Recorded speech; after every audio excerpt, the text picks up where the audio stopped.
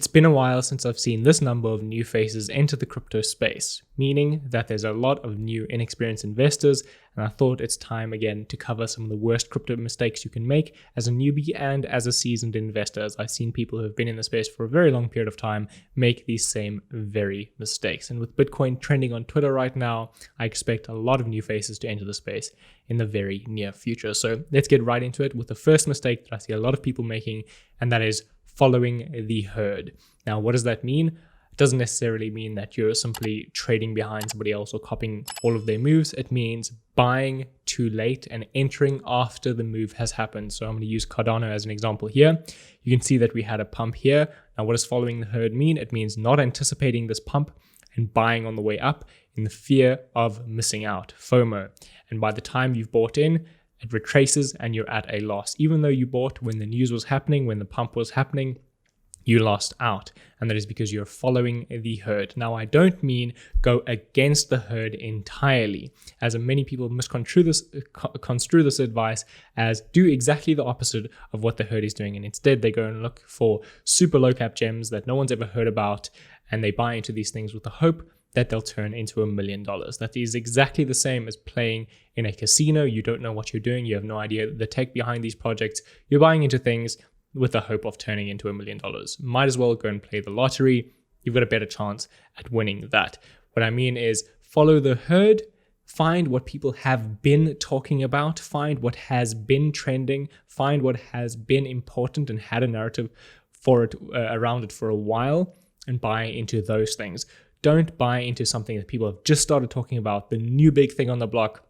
Maybe news has happened, people immediately start talking about it, it starts trending. By the time it's trending, by the time it has become a trend, too many people know about it, you've missed out on that news article, you've missed out on that pump, you're too late, you're better off waiting for that retrace and entering there if you are looking for an entry point. An example of this that I made in the previous video as well is, of course, ICP, Internet Computer. I've never seen so much marketing, so much hype for a project before it has launched as I had seen with Internet Computer.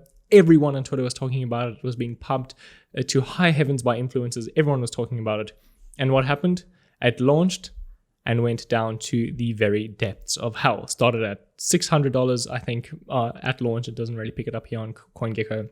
Currently sitting over 90% away from its all-time high. Still yet to recover. So whoever entered this did not make any money. They lost a ton of money, and the pre-sale and seed round investors cashed in like crazy on the inexperienced investors who they were trying to pump, trying to hype up before their unlocks happened. So that's exactly what happened here. What I mean by don't follow the herd, if everybody's talking about it, all of a sudden, you're too late. Find things before people start talking about them, and that's what you want to be looking for. The next thing is understanding market cap and not buying things because they are cheap. I still see people making this mistake. I still see even other influencers and other YouTubers talking about top five coins under $1 or top 5 coins under 1 cent. What are you doing? Why are you sharing this information? This is completely incorrect. It's so wrong. It's so unethical as well. You shouldn't be sharing this. If I look at something like XRP, that's $1, and I look at Solana, that's $158. XRP is not cheaper than Solana, even though it's more than 100 times smaller than it in price. This is not what you should be looking at. The only metric, the only value you should be looking at is market cap. That is why it is currently arranged by market cap. 1, 2, 3, 4, 5 is in the order of market cap. All these other values are in all random orders, as you can see. The only thing you want to look at is market cap. The only reason this price is different, it shouldn't even be called price, it should just be unit price, because all it's doing is it's dividing the circulating supply into the market cap. So if the market cap of Bitcoin is $1.1 trillion, there's currently 18.8 million Bitcoin in circulation. That means 18.8 million times 59,825.02 cents will give you $1.1 trillion. That's all you're looking at. You want to look at the overall market cap. That is the overall invested capital in that coin. That's all you need to know. If you're buying something like Doge at 23 cents, thinking that if this goes to the price of Bitcoin at $59,000, I'm going to be a quadrillionaire. That is illogical thinking. Don't think that way. I see seasoned investors making this mistake, and I have no idea why. All you need to look at is market cap, and please understand that. And if you find anybody talking about cheap projects, tell them they're wrong, because they are wrong. The third thing is deterministic thinking and having expectations. The reason when I talk about this is we see tons of articles and news articles going around, crypto price predictions. Bitcoin could hit $100,000. You guys know that I absolutely hate price predictions on this channel. I don't make exact predictions. I may occasionally use them as clickbait in titles, in YouTube video titles, and that's the only way to get this information out there, as you would have realized from the recent video that I made with Terra Luna to $1,000. Now, while that is possible, that is not the price prediction that I'm making, and I make that very clear. I've made that very clear many, many times when I say Cardano to $10 or I say Ethereum to 10K. These are arbitrary numbers. Nobody can predict exactly what the peak will be. Ethereum will not peak at exactly 10K, but Bitcoin will not peak at exactly $100,000.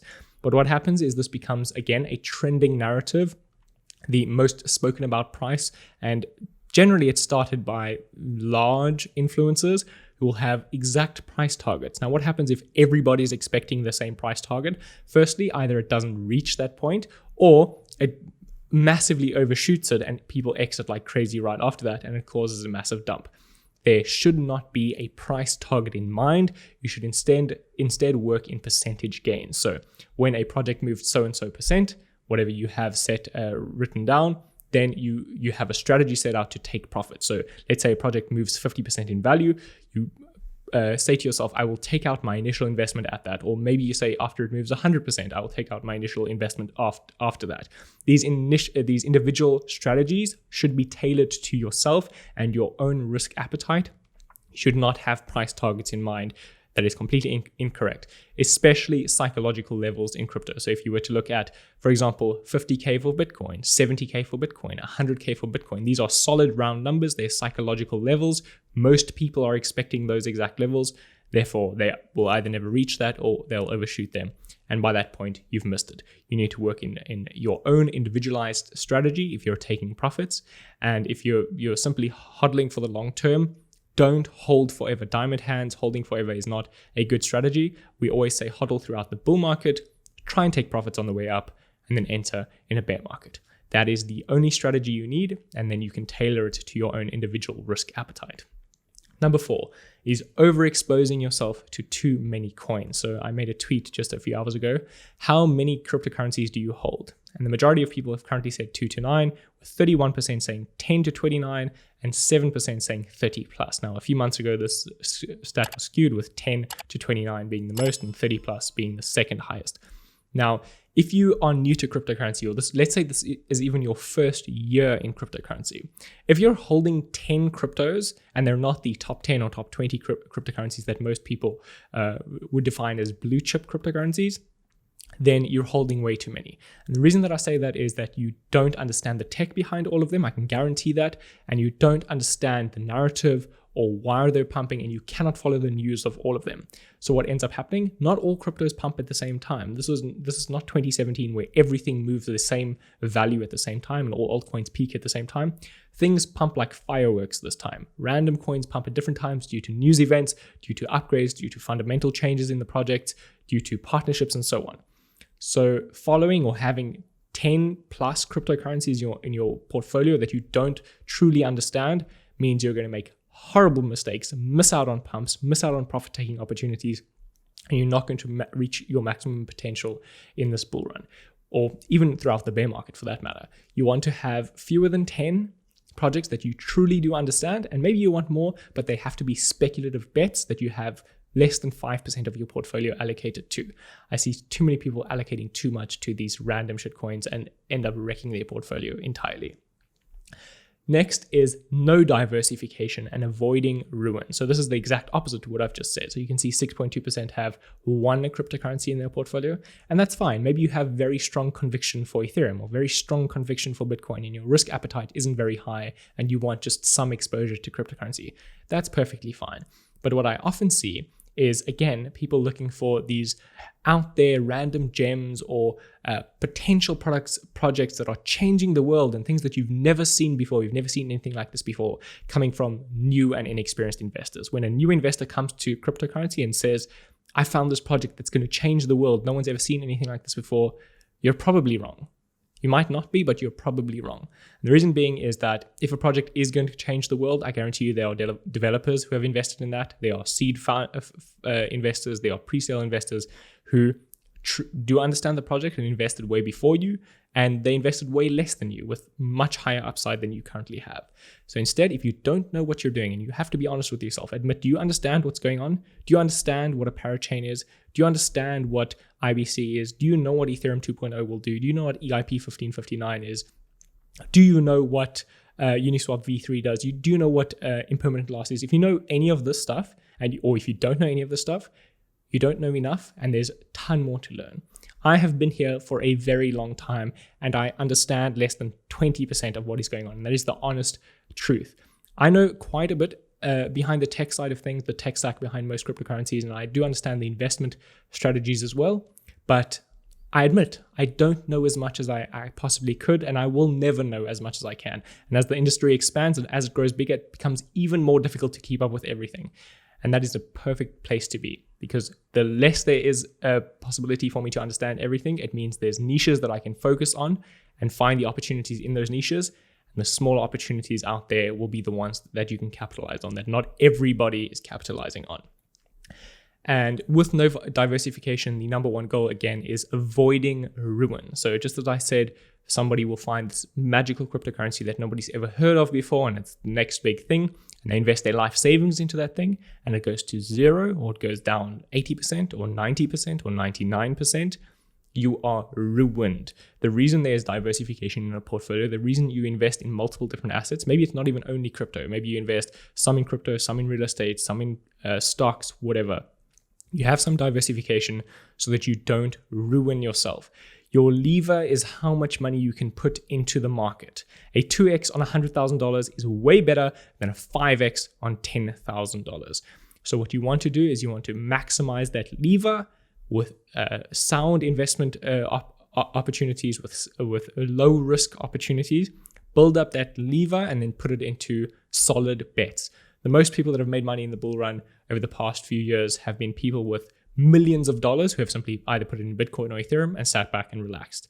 Other people trading and flipping shit coins and so on have made some significant money. There's probably many people who have made multi-millions, but the most are those who had the biggest lever to start off with.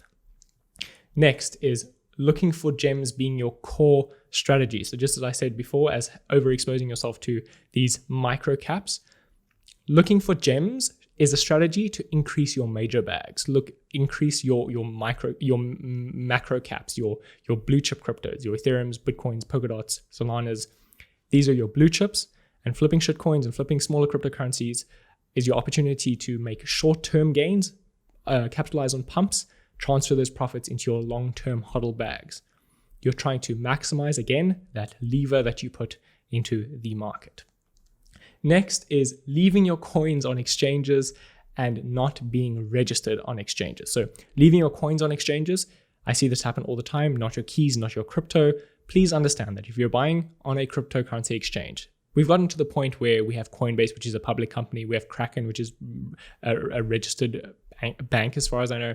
So they do have some level of security, but it's still not your cryptocurrency. These exchanges can get hacked.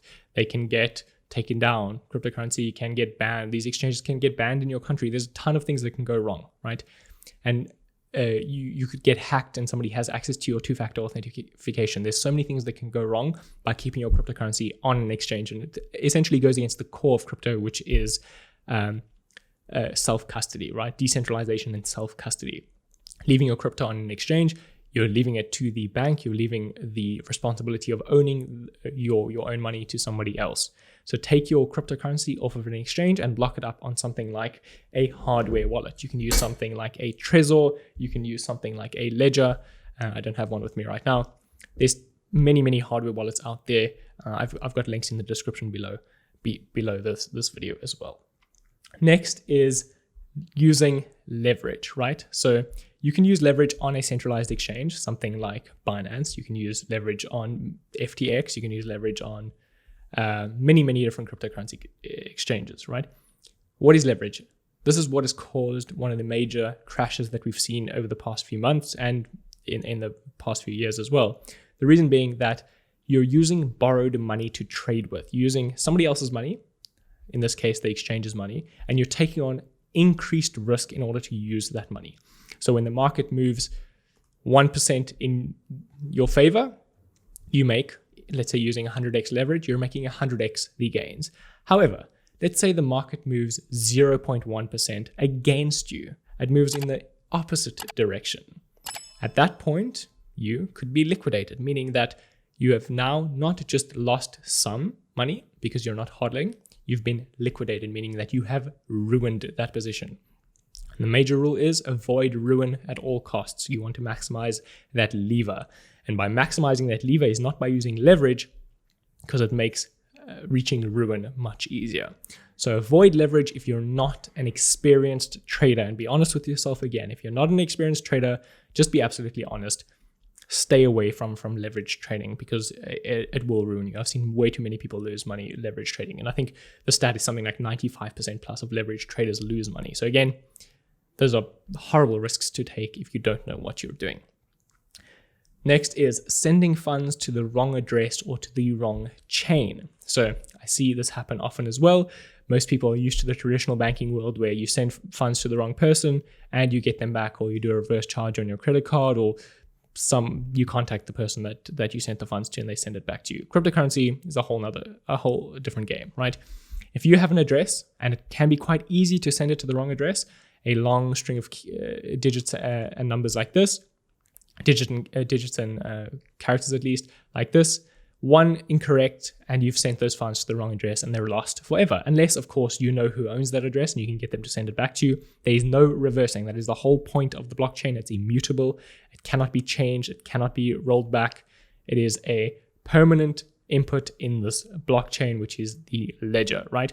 You cannot reverse these transactions, so please make absolutely certain that you're sending to the correct address and to the correct chain. So if you send Bitcoin to an Ethereum address, if you send Ethereum to a Polygon or Matic address, if you send Polkadot to a Cardano address, that money is lost. That transaction is lost. Those funds are lost forever. There is literally no way to get it back. Please understand that and be very, very certain that you're sending to the correct address. I've, again, been sending cryptocurrency for many, many years, all around to everyone, and I still triple, quadruple, 5x check that the code is correct. And the way that I do that is if I copy the code, if I copy the address, I will Control C or Command C, and when I paste it in somewhere, I'll do that. Then I'll Command F, try find it on the page. If it highlights, it's the exact one that I've just copied. I'll check a few of the digits. I do this over and over again. I make absolutely certain that I'm sending to the correct address. I'm super anal about that. So make sure that you are exactly the same. You need to be very, very security conscious, right? Number 10 is buying more than you can afford to lose and taking on debt, selling your assets, trying to over leverage again yourself into the market. If you're selling your car to get into crypto, if you're remortgaging your house, if you're selling your wife, if you're selling your shoes, whatever you're doing to try and get into the market because you think that this is a once in a lifetime opportunity, which it may very well be, you're over leveraged. You're investing way more than you can afford to lose, right? And the reason that this is a bad idea, not necessarily just the fact that, of course, everything could go to zero and you are ruined again, but you have outsized emotional risk as well doing that, right? If you've taken on debt to invest in cryptocurrency, every move that the market makes, you are more likely to exit earlier or sell at a loss because you're trying to minimize your risk and you've taken on too much risk. So the problem here is not that you're over leveraged or that you've invested too much into the market and you've got risked more than you can afford to lose. It's the emotional risk and the emotional baggage that comes with that as well. You're going to be too scared to invest. You're going to make very, very risky trades, very emotional trades, and you can ruin yourself even faster. Please do not do that. And then finally, we have scams and promised returns. Now, there's tons of cryptocurrency scams. You can literally just Google cryptocurrency scams, go to Investopedia. I know this is boring, but please understand that you are at risk, no matter who you are. I see this happen often. Who's going to hack me? I'm nobody. I've just got some money in cryptocurrency, whatever. Anyone can get hacked. You're just a number in a system. Nobody gives a shit who you are. Nobody cares about you. They care that you've got $1. They care that you've got $100. They care that you've got $1 million. That's all they care. And there are people out there. There are scams out there that literally have automated bots. They are rampant all around the internet. You can literally, I guarantee you, go below this video and find somebody who has commented on this video, and I guarantee you there's somebody to scam you, and they might not be very obvious. For example, Derek Weston here has commented, "I will always let anyone know to forget predictions and start making good profit," and it's even related to the video that I made, right? There's other replies to this. These are all scams telling you to message them on WhatsApp. Never ever send anybody else that you don't know your cryptocurrency, even if it's me. If I ask you, these impersonators that are impersonating me, ask to send you cryptocurrency, to promise to trade for you, it's a scam. It's 100% a scam. No one will ever ask for your crypto to send it to them. No one will ask for your WhatsApp number. No one will ask for your Facebook, your Telegram, so on. They're scamming you. Do not send your funds to anyone other than a place that you absolutely know. There's tons of different scams that are happening on YouTube. There's giveaway scams that run as ads. There are literal adverts. There might be even ads on this video, around this video, for Sheldon's arbitrage Telegram. I don't have a Telegram that has any members in it. It's a scam, guaranteed. Any other YouTuber, probably a scam as well. There's phishing scams. I know someone in the Patreon, which basically they had their seed phrase, which is the code from their hardware wallet, written down in their notes, their Apple Notes. They didn't know they'd been hacked. They just woke up one day and all their funds were gone. Keep all of your codes, keep all of your passwords offline, write them on paper, split them up, write them in different locations. Do not keep them stored digitally. There are so many scammers out there. Just as many people there are innovating in the cryptocurrency space, building, trying to grow their investments and build the space into something magical. There are just as many people trying to take the value out of that system as fast as they can by scamming people, hacking, and trying to basically go the black hat route. It's just the way the world works. So please be very, very safe. There are so many mistakes that people can make all around in the cryptocurrency space. If you guys made it this far, please let's comment some word in the description. Let's comment no cheese. That is the word. That is the phrase that you need to comment in the description if you made it this far. If you guys liked the video, please give it a like. If you want to see more of this, please subscribe or check the Patreon for advanced guides, market analysis, and information and reports. I write there multiple times a week. If you want all that information, you can subscribe down below. As always, I shall see you in the next video. Cheers.